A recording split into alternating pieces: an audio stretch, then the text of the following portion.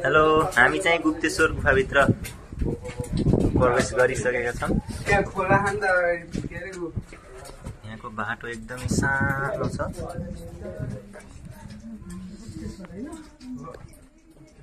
Hello केटा, के भन्नु? हामी चाहिँ गुप्तेश्वर गुफाभित्र प्रवेश गरिसकेका छौँ है त। सानो सानो बाटोहरू छ।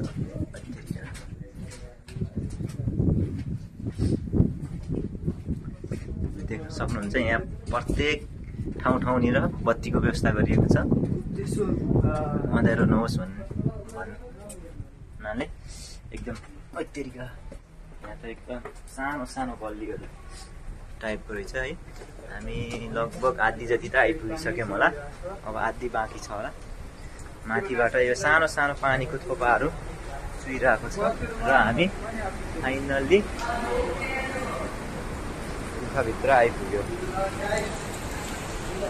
हामी अहिले लगभग गुफाभित्र आइपुगेका छौँ। हामी यहाँ डेभिस फल्सको पानी चाहिँ झर्ने आवाज चाहिँ हामीले सुनिसकेका छौँ। पानी तल आवाज तपाईँ सुन्न सक्नुहुन्छ। पानी सुरु भएको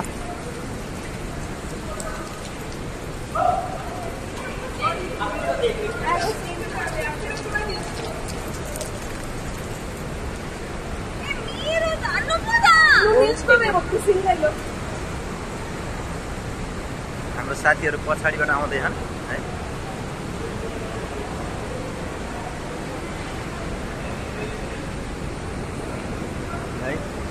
यहाँ चाहिँ यो डेभिस फल्सको पानी भित्र